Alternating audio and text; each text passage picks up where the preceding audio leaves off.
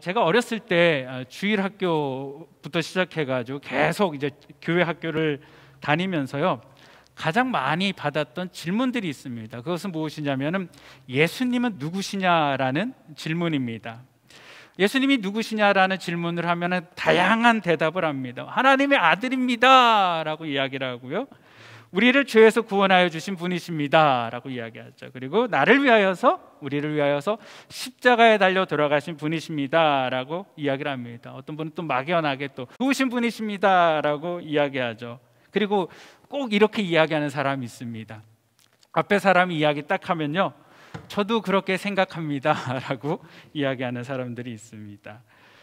저는 예수님이 누구시냐라는 질문에 어떻게 답을 해야지 되는지 이 한국의 주입식 교육을 통하여서 너무나도 잘 배웠습니다.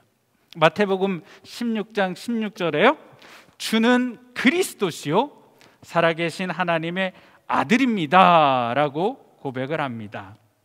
어릴 때부터 이 답에 대해서 한 번도 의심해 본 적은 없습니다. 그러나 이 말의 이 정확한 단어의 의미가 무엇인지 제가 깨닫고요, 어떤 이론적인 지식이 아니고 정말 이 말씀, 이 고백이 제 삶에서 체험되고 또 제 마음으로 이것이 저의 고백이 되기까지는 긴 시간이 필요했습니다. 성경에 나오는 많은 이야기들, 우리가 성경 공부를 하면서 머리로 그렇구나, 그렇지라고 이해는 되지만 그것이 성경 속에 그냥 단순한 이야기로 끝나지 않고 내 삶의 이야기가 되기까지는 여러분 과정과 시간들이 필요합니다. 오늘 우리는 다윗이 하나님을 향하여서 사랑을 고백하는 찬양시를 보려고 합니다. 그리고 그의 삶의 어떤 과정을 통하여서 그렇게 하나님을 찬양할 수 있었는지 그것들을 살피기를 원합니다. 오늘 본문의 말씀은 시편 18편입니다. 우리 다 읽었으면 좋겠는데 먼저 1절로 3절을 읽고 그 다음에 17절부터 28절 그리고 마지막 50절을 읽도록 하겠습니다. 앞에 스크린이 준비되어져 있는데요, 스크린 보시면서 천천히 같이 합독하도록 하겠습니다. 시작. 나의 힘이 되신 여호와여, 내가 주를 사랑하나이다. 여호와는 나의 반석이시요 나의 요새시요 나를 건지시는 자시요 나의 하나님이시요 나의 피할 바위시요 나의 방패시요 나의 구원의 뿌리시요 나의 산성이시로다.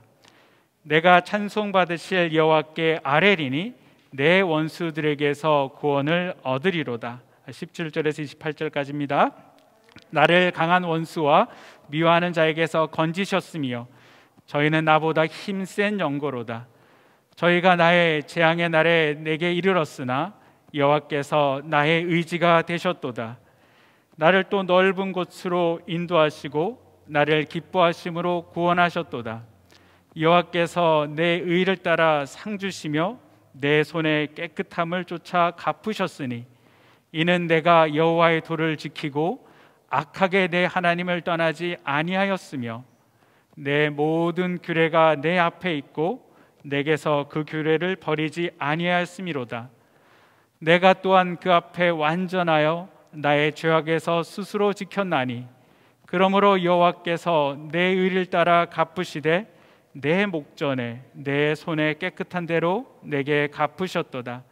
자비한 자에게는 주의 자비하심을 나타내시며 완전한 자에게는 주의 완전하심을 보이시며 깨끗한 자에게는 주의 깨끗하심을 보이시며 사특한 자에게는 주의 거스리심을 보이시리니 주께서 공고한 백성을 구원하시고 교만한 눈은 낮추시리이다. 주께서 나의 등불을 켜시며 여호와 내 하나님이 내 흑암을 밝히시리이다. 마지막 50절입니다. 여호와께서 그 왕에게 큰 구원을 주시며 기름 부음 받은 자에게 인자를 베푸시며 영영토록 다윗과 그 후손에게로다. 아멘. 아멘. 우리가 읽은 시편 18편에는 앞에 이 시편이 기록된 당시의 배경에 대하여서 설명해주고 있습니다. 그리고 흥미로운 거는요, 시편 18편과 같은 이 다윗의 찬양시가요 사무엘하 22장에도 아주 약간의 차이는 있지만 거의 동일한 내용이 기록되어져 있습니다. 여러분 집에 가서 한번 찾아보세요. 그리고 시편에 기록되어진 배경 설명과 사무엘하 22장 1절의 내용이 같습니다. 내용은 이것입니다. 여호와께서 다윗을 모든 원수의 손과 사울의 소원에서 구원하신 그날에 다윗이 이 노래의 말씀으로 여호와께 아뢰어 이르되라고 기록하고 있습니다. 하나님께서 다윗을 모든 원수의 손과 사울의 손에서 구원하신 날에 다윗이 하나님의 구원하심에 감격하여서 노래하였다라는 것이죠. 여기서 손에서라는 단어는요, 원수의 어떤 손바닥, 손아귀에서라는 뜻이 더 가깝습니다.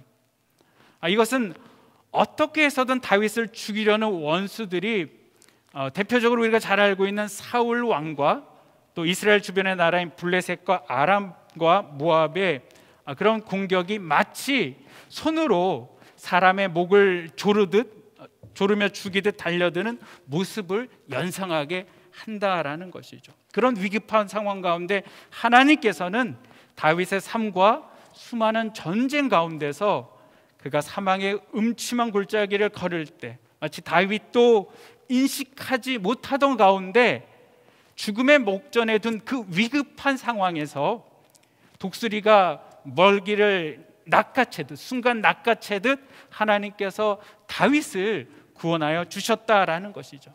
그때 그 경험을 한 하나님을 다윗은 이렇게 고백을 합니다. 여호와는 나의 힘이십니다. 여호와는 나의 반석이십니다.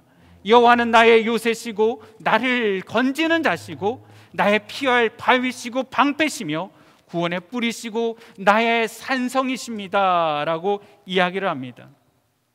사랑하는 성도 여러분, 우리가 이 다윗의 고백을 통해서 하나님은 이런 하나님이시구나 하고 은혜를 받고 도전을 받지만, 전 다윗의 이 많고 다양한 고백을 통하여서 다윗의 삶이 얼마나 험난했을까라는 생각이 들었습니다.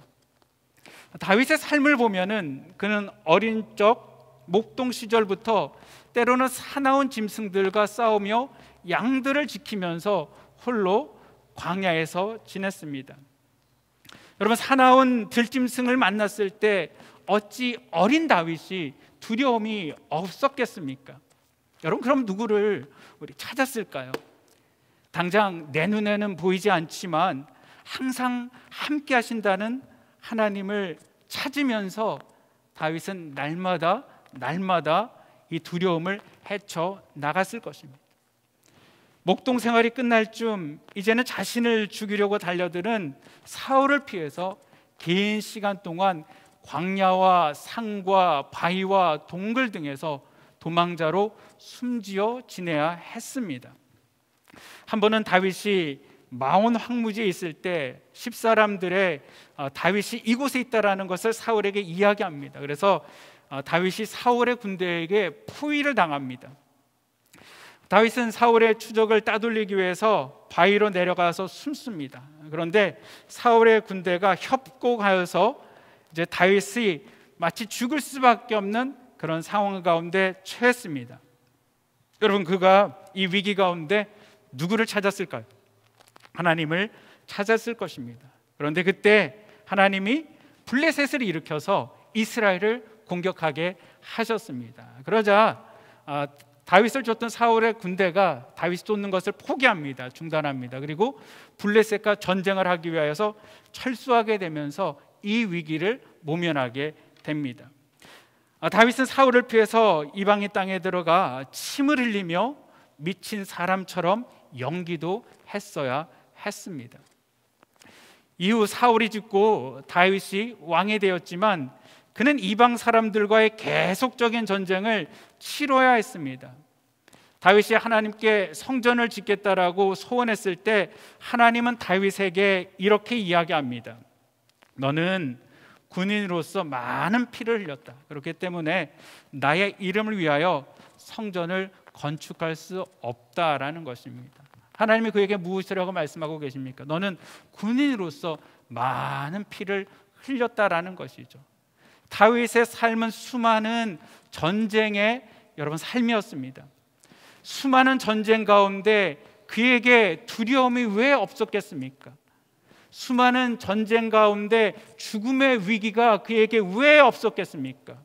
그리고 그때마다 다윗은 하나님을 찾고 하나님의 보호하심을 경험하였습니다.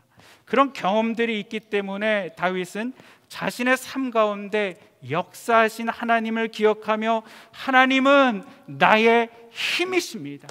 하나님은 나의 요새시고 반석이시고 방패시고 하나님 구원의 뿌리시고 나의 산성이십니다 라고 고백을 하는 것입니다. 여러분, 다윗의 이 고백은 성경 공부를 통해서 하나님은 이런 분이시다라고 막연하게 고백하고 있는 것이 아닙니다. 성경에는 하나님의 자기 계시가 많습니다. 여러분, 개미가 인간을 이해할 수 없지 않습니까? 마찬가지로 유한한 인간이 무한하신 하나님을 알 수가 없습니다. 깨달을 수가 없습니다. 그렇기 때문에 하나님은 우리가 알 수 있는, 저와 여러분이 이해할 수 있는 우리의 지식 안에 우리를 이해시키기 위하여서 하나님 스스로 나는 이런 하나님이다 라고 가르쳐 주십니다. 성경에서 가르쳐 주시는 하나님이 어떠한 하나님입니까? 하나님은 전능하신 하나님이다 라고 말씀하시죠. 또한 하나님은 전지하신 하나님이다 라고 말씀하십니다. 나는 사랑의 하나님이고 나는 공의의 하나님이다 라고 말씀하시죠. 나는 무소부재의 하나님이다 라고 말씀하십니다. 또한 치유의 하나님이고 회복의 하나님이고 다양한 모습으로 하나님은 하나님을 우리에게, 저와 여러분에게 말씀해 주십니다. 여러분도 여러분의 삶의 과정을 통하여서 깨달아서 분명하게 하나님은 나에게 이런 분이십니다 라고 고백을 하시는 분들이 계실 것입니다. 그냥 막연하게 아는 것들이 아니고요. 저는 말씀을 묵상하면서 어떻게 다윗은 이렇게 하나님을 다양하게 만나 하나님을 찬양할 수 있을까라는 생각을 해보았습니다. 물론 그것은 앞에서 말씀드렸던 것처럼 그 삶에는 수많은 고난이 있었기 때문입니다. 다윗은 고난을 통하여서 하나님을 경험할 수 있었습니다. 그런데 모든 사람들이 다 고난 가운데 하나님을 체험하고 또 하나님의 기적을 체험했다고 해서 다 하나님을 신뢰하고 하나님을 찬양하는 것은 아닙니다. 같은 환경 가운데 있는 사람들이지만 하나님을 향한 반응이 다릅니다. 쉬운 예가 광야에서 이스라엘 백성들의 모습입니다. 이스라엘 백성들이 홍해 앞에 있을 때, 물이 떨어지고 먹을 것이 떨어졌을 때 모든 사람들이 다 같은 환경 가운데 있었지만 하나님을 신뢰하는 사람과 하나님의 능력을 믿지 못하는 사람들이 있었습니다. 홍해가 갈라지는 체험을 하고요, 바위에서 물이 솟아나는 기적을 맛봅니다. 매일매일 그들의 삶 가운데 만나를 먹으면서 하나님의 엄청난 기적을 매일매일 체험했음에도 가나안 땅 정탐 후에 사람들의 반응은 달라집니다. 오직 두 사람, 여호수아와 갈렙만이 하나님의 약속을 믿었고요, 다른 사람들은 절망하였습니다. 결과적으로 믿음으로 반응한 두 사람만이 그들의 믿음의 고백을 통해 하나님께 하시는 일들을 보게 되었고 약속의 땅에 들어갔습니다.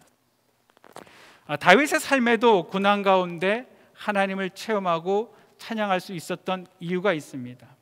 20절 다윗은 이렇게 고백을 합니다. 여호와께서 내 의를 따라 상 주시며 내 손에 깨끗함을 쫓아 갚으셨으니 라고 이야기합니다. 하나님께서 나에게 이렇게 해주신 것이 하나님께서 내 의를 따라 상 주셨다라는 것이죠. 내 손에 깨끗함을 쫓아 갚아주셨다라고 이야기합니다. 우리는 다윗이 말한 이 말에 질문할 수 있습니다. 우리가 다윗의 삶을 알고 있는데 어떻게 다윗이 하나님 앞에 의로울 수 있을까라는 것이죠. 모든 사람이 다 죄인인데 하나님 앞에 의인을 찾아볼 수 없는데 어떻게 다윗은 이렇게 당당하게 하나님 앞에 자신이 의롭다라고 말을 하고 또 그 의를 따라 상을 받았다라고 말을 할 수 있단 말인가라는 것이죠. 여러분, 성경에 의라는 개념이 처음 나타난 곳이 있는데 그곳은 창세기 15장 6절입니다. 창세기 15장 6절에는 하나님께서 아브라함에게 자녀의 복을 약속해 주십니다. 근데 사실 이 축복의 말씀은요, 전혀 아브라함과는 관계가 없는, 그에게는 전혀 일어날 수 없는 불가능한 일이었습니다. 그런데 아브라함이 그 불가능한 상황 가운데 하나님의 약속의 말씀을 받고 바랄 수 없는 중에 바라고 믿었다라는 것이죠. 하나님은 바로 이 아브라함의 믿음을 보시고 의로 여기셨다라고 말씀을 하고 있습니다. 여러분, 하나님께서 말씀하시는 의, 성경이 말하는 의는요, 인간의 완전한 행위를 조건으로 하는 것이 아닙니다. 성경에서 말씀하시는 의는 하나님이 주신 언약을 신뢰하는 그 믿음에 대하여서 하나님이 의롭다라고 여겨주시는 것입니다. 다윗의 모든 행위가 완전하여서 하나님이 다윗을 의롭다라고 여기시며 그에게 보상을 허락해 주신 것이 아닙니다. 여러분, 다윗도 이 사실을 정확하게 알았습니다. 이스라엘 백성에게는 하나님께서 모세를 통하여서 그 백성이 이 땅에서 어떻게 살아야 되는지 하나님의 삶의 원리를 말씀해 주셨습니다. 우리가 신명기 10장 12절로 13절에 보면은 하나님은 그 백성들에게 이렇게 말씀을 하십니다. 이스라엘아, 내 하나님 여호와께서 내게 요구하는 것이 무엇이냐? 곧 내 하나님 여호와를 경외하며 그 모든 도를 행하고 그를 사랑하며 마음을 다하고 성품을 다하여 내 하나님 여호와를 섬기고 내가 오늘날 내 복을 위하여 내게 명하는 여호와의 명령과 규례를 지킬 것이 아니느냐라고 말합니다. 여러분, 다윗은 세상적인 방법을 의지하지 않고 여호와의 언약을 신뢰하는 그 믿음으로 살았습니다. 하나님은 이 믿음으로 산 다윗의 이 삶을 의로 여기셨다라는 것이죠. 다윗의 모든 행위가 전혀 흠잡을 것이 없이 완전히 깨끗했다라는 의미가 아닙니다. 다윗도 죄를 지을 수밖에 없는 연약한 존재였지만 그는 하나님의 언약을 신뢰하며 하나님이 기뻐하시는 삶을 살 수 있었던 것입니다. 오늘 본문 21절로 23절에는요, 제가 조금 전에 여러분에게 읽어드렸던 신명기 10장 12절과 13절에서 말씀하신 하나님을 인용이라도 하듯이 그의 삶을 이렇게 이야기합니다. 이는 내가 여호와의 도를 지키고 악하게 내 하나님을 떠나지 아니하였으며 그 모든 규례가 내 앞에 있고 내게서 그 율법을 버리지 아니하였음이로다. 내가 또한 그 앞에 완전하여 나의 죄악에서 스스로 지켰나니라고 그의 삶을 고백하고 있습니다. 다윗은 왕이 되었지만 자신의 뜻대로 사는 것이 아니었습니다. 그의 삶의 우선순위로 하나님의 규례를 앞세웠습니다. 자신의 판단대로 모든 것을 행할 수 있는 왕의 신분에도 불구하고 오히려 하나님을 자신의 유일하신 왕으로 인정하여 하나님의 말씀을 존중하고 말씀을 따랐습니다. 하나님의 말씀을 자신 앞에 두고 그 말씀 앞에 완전한 삶을 살았습니다. 자기 스스로 죄악으로부터 자신을 지켰습니다. 자기 내면을 말씀으로 채웠습니다. 주야로 그 말씀을 묵상하며 순종하는 삶을 살았습니다. 그런 삶을 산 결과 24절 그가 이렇게 고백을 하죠. 그러므로 여호와께서 내 의를 따라 갚으시되 그 목전에서 내 손에 깨끗한 대로 내게 갚으셨다라는 것이죠. 내가 하나님 앞에 바르게 살려고 작정할 때 하나님의 말씀이 여러분 우리 안에 역사하십니다. 하나님이 나와 함께 하심을 통해서 성령과 내가 동행하고 말씀이 내 안에 있게 되어질 때 하나님 앞에 내 삶이 깨끗하게 살게 되는 것입니다. 우리가 그렇게 살아갈 때 하나님께서 그 삶 가운데 갚아주신다라는 것이죠. 여러분, 하나님의 말씀이 우리 가운데 거하고 우리가 하나님 가운데 거할 때 하나님께서 무엇한다라고 말씀하십니까? 무엇이든지 구해라, 내가 다 이루겠다라고 말씀하시는 것입니다. 사랑하는 성도 여러분, 이 세상에는 자연 법칙이 있습니다. 해는 동쪽에서 뜨고 서쪽으로 집니다. 물은 높은 곳에서 낮은 곳으로 흐릅니다. 마찬가지로 영적 세상에는 영적인 원리들이 있습니다. 우리가 신앙생활을 하면서 이 영적 원리를 깨닫는 것은 참으로 여러분 중요합니다.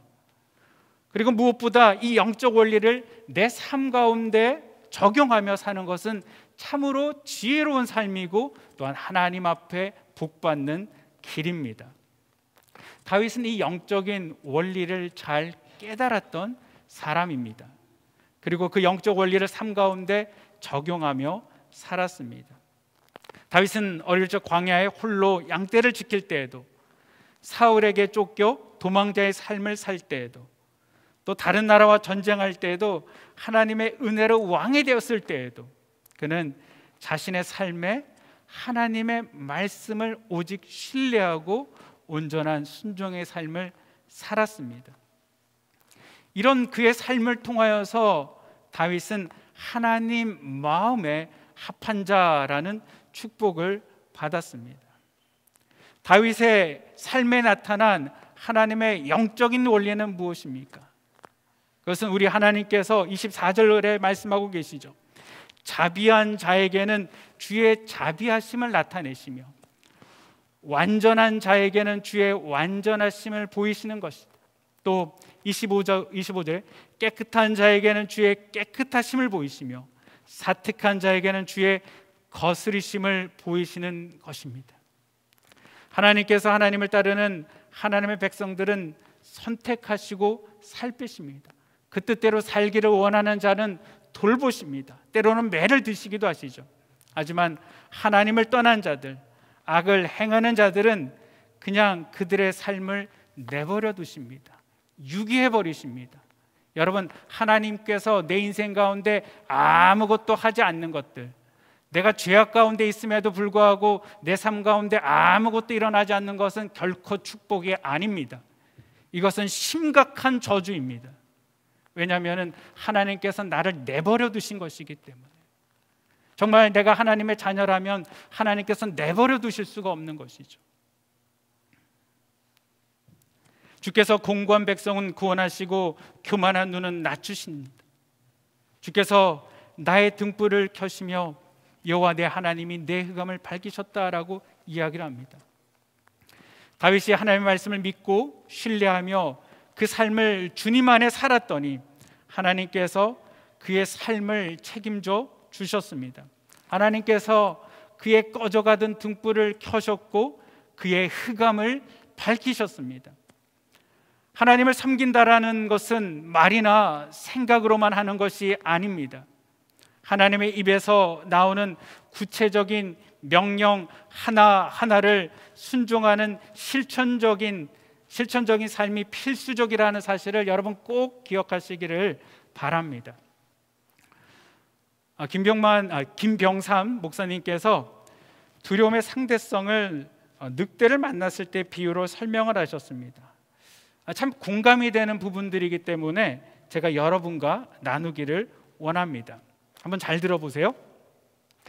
혼자 숲을 걸어가고 있을 때 갑자기 100m 앞에 굶주린 늑대가 나타났다. 그리고 무섭게 달려들고 있다. 가슴이 덜컥 내려앉고 등에서 식은땀이 흘러내린다. 두려움의 정도를 1부터 10까지로 나눴을 때 그때의 두려움은 10이다. 그런데 만약 손에 칼이나 창이 들고 있다라면 두려움의 정도로 9로 낮아지게 된다. 만약에 손에 창이 있고 다른 손에는 횃불까지 있다면 두려움의 정도는 7이나 8로 낮아지게 된다. 옆에 동행자가 있고 그 사람 손에도 창과 횃불이 들려 있다라면 두려움의 정도는 5나 6으로 낮아지게 될 것이다. 총을 가지고 있다면 두려움의 정도는 4로 낮아질 것이며 위험할 때 타고 도망할 오토바이나 자동차가 옆에 있다면 두려움은 3 정도이다. 만일 차 안에 있다면 두려움은 거의 없을 것이고 다만 가슴만 덜컥 내려앉고 끝날 것이다. 그런데 만일 그 옆에 무장한 군대가 수십 명이 있다면 그는 늑대를 잡으려고 덤볐을 것이다. 하나님이 보호해 주신다라는 것은 믿음이 확실하다면 우리를 두려워할 그 어떤 것도 없습니다. 두려움을 이기는 힘은 하나님으로부터 나옵니다. 사랑하는 성도 여러분, 이 하나님을 신뢰함은 오늘 바로 내 삶에서 나타나는 것입니다. 매일매일 삶 가운데 하나님의 말씀을 신뢰하고 하나님의 말씀을 믿고 그 말씀을 날마다 순종하는 삶을 사시기를 바랍니다. 우리가 이 삶을 매일 살아갈 때 우리는 하나님의 우리 삶 가운데서 만나게 될 것입니다. 하나님의 능력을 우리는 삶 가운데서 체험하게 됩니다. 그리고 우리는 이 다윗의 고백과 찬양이 그냥 다윗의 고백과 찬양으로 끝나는 것이 아니고요, 내 마음으로 드리는 내 고백, 내 찬양이 될 수 있는 것입니다. 그리고 이 삶을 살아가면서 나의 입술에는 나를 향한 찬양이 흘러 나올 것입니다. 하나님을 살아가면서요, 나의 힘이 되신 여호와여, 내가 주님을 사랑합니다. 주는 나의 반석이시며 나의 요새시라. 주는 나를 건지시는 나의 주, 나의 하나님, 나의 피할 바위시요 나의 바 되시라. 나의 하나님, 나의 하나님, 구원의 뿌리시요 나의 산성이라. 여러분, 이 찬양이 다른 사람의 찬양이 아니고요, 바로 저와 여러분의 하나님을 향한 믿음의 찬양이 되어 주시기를 주님의 이름으로 축복드립니다. 기도하시겠습니다. 사랑과 은혜가 많으신 아버지 하나님, 감사를 드립니다. 아버지 하나님, 참으로 다윗이 삶 가운데 만난 하나님을 찬양하고 사랑을 고백하고 있습니다. 나의 힘이 되신 여호와여, 내가 주님을 찬양하고 내가 주님을 사랑합니다. 하나님, 우리가 지식으로 알고 있는 하나님으로 끝나는 것이 아니고 아버지 하나님, 참으로 하나님의 약속의 말씀, 하나님의 회복의 말씀, 하나님 구원의 말씀을 아버지 하나님 내가 믿음으로 받아들이고 아버지 하나님 그 말씀을 붙잡고 오늘도 나의 삶의 현장 가운데서 아버지 하나님 살아가게 하여 주시옵소서. 우리 온 성도들이 하나님 삶의 그 현장 가운데서 하나님을 만나게 하시며 그 하나님을 노래하게 하여 주시옵소서. 한 주간도 우리의 삶이 하나님을 찬양하는 삶을 살아가게 하여 주시옵소서. 우리 주님을 의지하고 모든 말씀 우리 주 예수 그리스도 이름으로 기도드립니다. 아멘.